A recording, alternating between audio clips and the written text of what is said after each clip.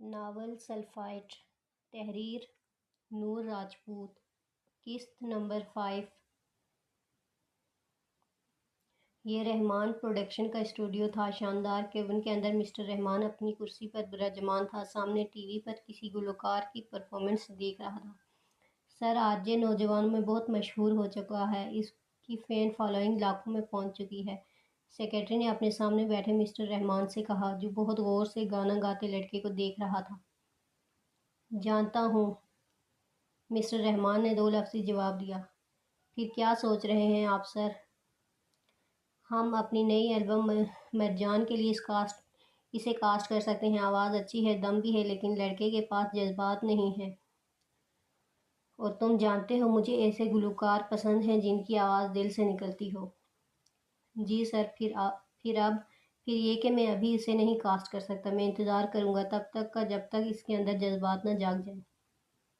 اس کے دل سے نکلی آواز جب میرے دل پر لگے گی میں خود جاؤں گا اس کے پاس، اور تب تک مجھے انتظار کرنا ہوگا۔ یہ تو طے ہے، جب تک ہماری آواز دل سے نہ نکلے تاثیر نہیں رکھتی۔ جذبات کی آواز میں ایک الگ جادو ہوتا ہے۔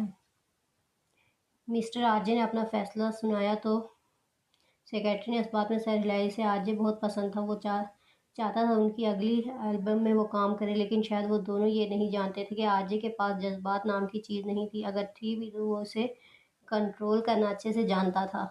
اچھے رہتے ہیں وہ لوگ جو اپنے جذبات کو کسی کے سامنے عیاں نہیں ہونے دیتے، ورنہ یہ دنیا والے جینے نہیں دیتے۔ اپنے لاڈلے کو اچھے سے سمجھا دیں بی جان کہ جب تک وہ ملتان میں ہے کوئی ڈرامہ نہ کرے۔ الیکشن کے دن سر پر ہیں اور مجھے اس پر بالکل بھی بھروسہ نہیں ہے۔ سید جلیل نے اپنے سامنے بیٹھی بی جان سے کہا۔ نہیں کرے گا اب وہ ایسا کچھ، بچہ نہیں رہا، اب بڑا ہو چکا ہے، بی جان نے تسلی دی۔ جتنا وہ بڑا ہوتا جا رہا ہے اس کے کارنامے اس سے بھی بڑھ رہے ہیں۔ اللہ جانے یہ لڑکا سید خاندان کے ساتھ کیا کرے گا۔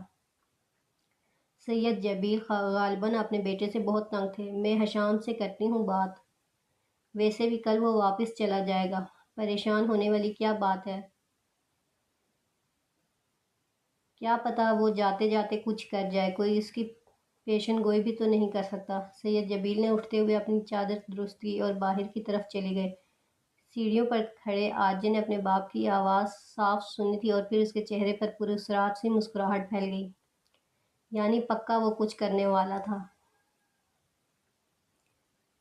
میرے بس میں ہو تو کبھی کہیں کوئی شہر ایسا بساؤں میں، جہاں برف برف محبتوں پہ غم جہاں کا اثر نہ ہو، راہ رسم دنیا کی بندشیں، غم ذات کے سبھی ذائقے، سمے کائنات کی تلخیاں کسی آنکھ کو بھی نہ چھو سکیں۔ وہ ایک خوبصورت دنیا تھی، جہاں تک نظر جاتی تھی سفید برف نے ہر چیز کو سفید بنا دیا تھا، اور اس سفید برف کی چادر کے درمیان کھڑی وہ عمارت، ہاں وہ شہزادیوں کے دیس میں آ گئی تھی۔ اسے یقین نہیں ہو رہا تھا کہ وہ واقعی وہاں موجود تھی۔ آس پاس سے گزرتے لوگ جو اپنے سے زیادہ وزن کے اونی کوٹ میں ملبوس اسے عجیب سی طمانت بخش رہے تھے۔ اس نے قدم بڑھائے اور عمارت کی طرف چلنا شروع کیا۔ ابھی وہ کچھ فاصلے پر تھی کہ ہانی آپی، اٹھ جاؤ جلدی۔ اس کے نام کی پکار کانوں سے ٹکرائی، کوئی اسے بلا رہا تھا۔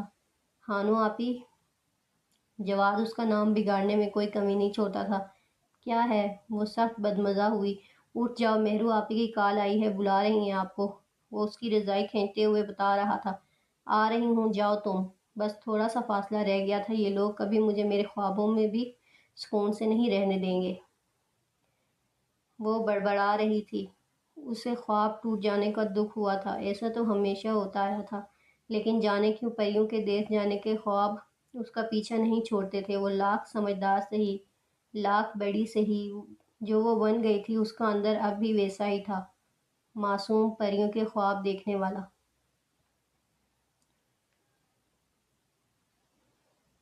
آر جے، آپ کا آئی کیو لیول کتنا ہے؟ آپ کی ذہانت کے پیچھے کیا آپ کا کوئی آئی کیو لیول چھپا ہے؟ میں اپنے میگزین میں آپ کے بارے میں کچھ لکھنا چاہتا ہوں، برائے مہربانی مجھے جواب دیں۔ اس کی نئی پرفارمنس کی ویڈیو پر کسی نے کمنٹ کیا تھا۔ آر جے نے آنکھیں سکڑ کر کمنٹ پڑھا۔ اسے آئی کیو میں کوئی دلچسپی نہیں تھی۔ ایک وقت تھا جب آئی کیو لیول کو کامیاب زندگی گزارنے کی ضمانت سمجھا جاتا تھا۔ لیکن آج کی جدید ریسرچ نے ایک نیا انکشاف کیا تھا۔ ایک جدید رائٹر اور سائیکولوجسٹ نے اپنی کتاب ایموشنل انٹیلیجنس میں لکھا تھا کہ E Q level is far better than I Q level. آج کے دور میں جو شخص اپنے جذبات و احساسات کو صحیح سے قابو کرنے اور استعمال کرنے کی صلاحیت رکھتا ہو وہ دوسروں کی نسبت کامیاب زندگی گزارتا ہے۔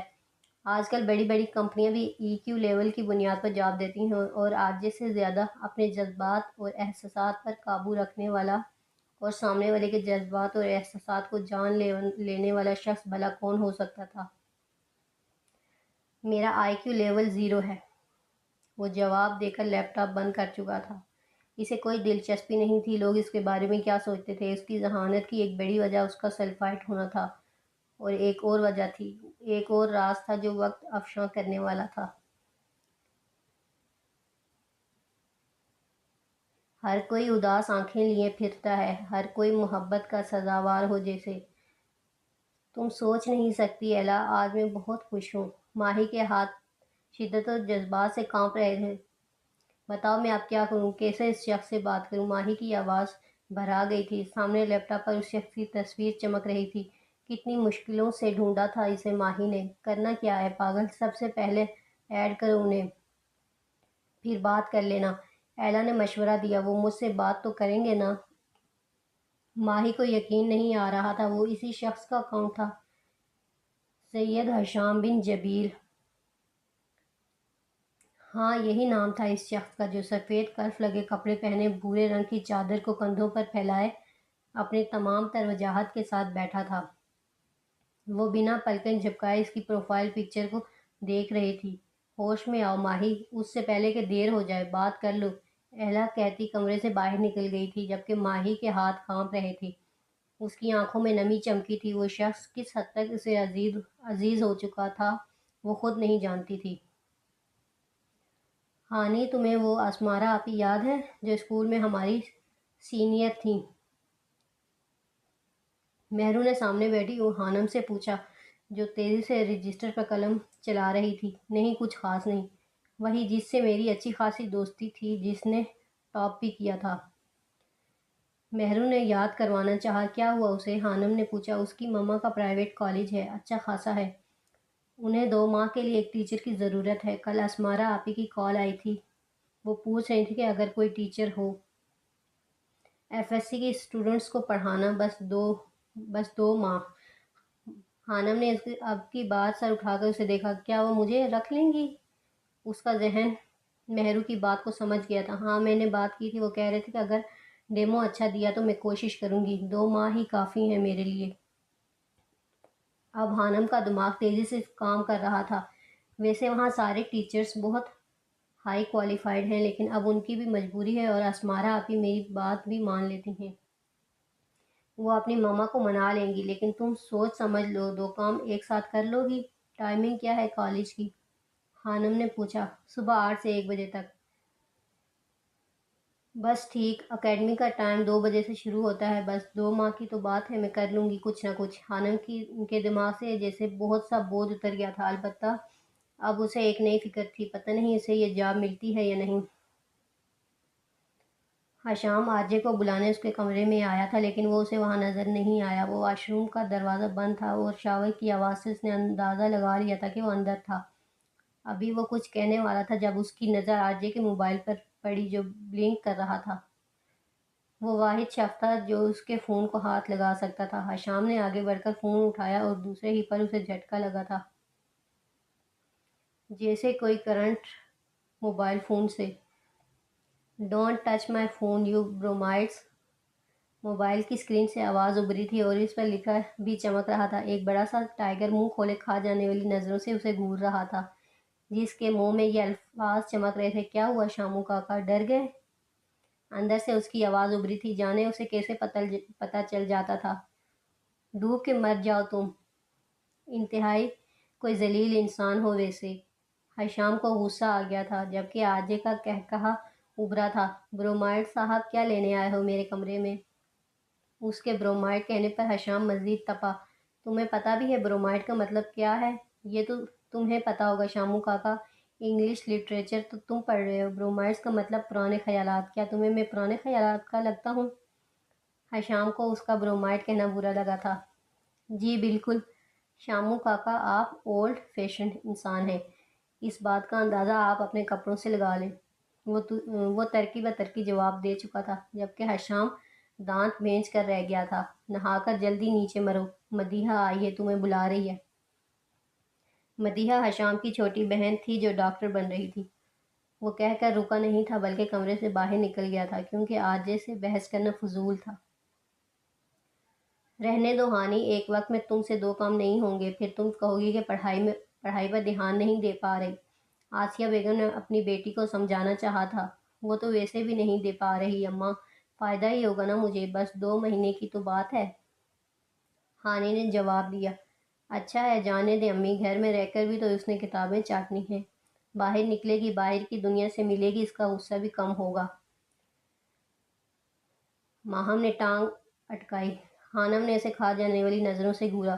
اسے چھوڑو، تم کھانا کھاؤ، اس کی تو عادت ہے بولنے کی، آسیہ بیگم نے اپنی خانم سے کہا، جسے بہت جلد غصہ آتا تھا، البتہ وہ غصہ دوسروں پر کم اترتا تھا۔ اندر ہی اندر پینے کی وجہ سے وہ بہت تلخ ہو گئی تھی۔ بس اماں، 2 ماہ 10,000 دیں گے وہ لوگ، ایک بار داخلہ چلا جائے اور دوسری دفعہ کی تنخواہ میں کوئی موبائل لوں گی۔ انٹرنیٹ کی بہت ضرورت پڑتی ہے مجھے۔ آج آج 2 پوری محنت کر کے گئی تھی کلاس، اور پرنسپل کو اس کا ڈیمو پسند آ گیا تھا۔ کل سے وہ باقاعدہ اپنی ٹیچنگ کا آغاز کرنے والی تھی۔ یہ بھی شکر ہے کہ انہوں نے مجھے رکھ لیا، اگر انکار کر دیتے تو کیا ہوتا؟ رکھتے کیوں نہیں بھائی؟ 30,000 جس ٹیچر کو دینے تھے انہوں نے، اب اس کے بدلے انہیں 10,000 میں ٹیچر مل گئی ہے، کیسے نہ رکھتے؟ ماہم باز نہیں آتی تھی۔ تم چپ کر کے بستر لگا دو، مجھے نیند آئی ہے بہت۔ وہی کر رہی ہوں، دیکھ لو پہلے۔ خانم کی بات پر بستر لگاتی ماہم نے جواب دیا تھا، جبکہ خانم کا دماغ ٹیچنگ میں الجھ کر رہ گیا تھا۔ اسے ٹیچنگ کرنا نہیں پسند تھا، لیکن وقت انسان سے کیا کچھ کروا لیتا ہے۔ وہ بس گہری سانس لے کر رہ گئی تھی۔ وہ فٹ بال لے کر سیدوں کی حویلی سے باہر نکل آیا تھا۔ اب اس کا رخ گراؤنڈ کی طرف تھا، جہاں علاقے کے لڑکے فٹ بال کھیلتے تھے۔ ارے آرجے، آؤ آؤ، لڑکوں نے اسے دیکھ کر آواز دی، اور وہ مسکراتا ان کی طرف بڑھ گیا تھا۔ اس کی نظریں ایک انسان کو تلاش کر رہی تھیں، جس کا کل مدیحہ نے اسے بتایا تھا کہ جب وہ گھر آ رہی تھی ڈرائیور کے ساتھ تو ایک لڑکے نے بائیک پر ان کا پیچھا کیا تھا اور کچھ نازیبا کلمات بھی اچھالے تھے، یہ جاننے کے باوجود کہ وہ سید خاندان کی لڑکی تھی۔ جلد ہی اس کے کمپیوٹر سے تیز چلتے دماغ نے اس لڑکے کو اسکین کیا، اور پھر وہ فٹ بال کے ساتھ میدان میں کود پڑا۔ کچھ دیر نارمل کھیلنے کے بعد اس نے لڑکے کا نشانہ رکھ کر فٹ بال کو کک لگائی اور منہ پر دے مارا تھا، اور پھر وہ پاگل ہو گیا تھا۔ وہ سارے لڑکے اس کے پاگل پن کو دیکھ کر بھاگ گئے تھے، جبکہ وہ بری طرح اب اس لڑکے کو ہاتھوں اور لاتوں سے پیٹ رہا تھا۔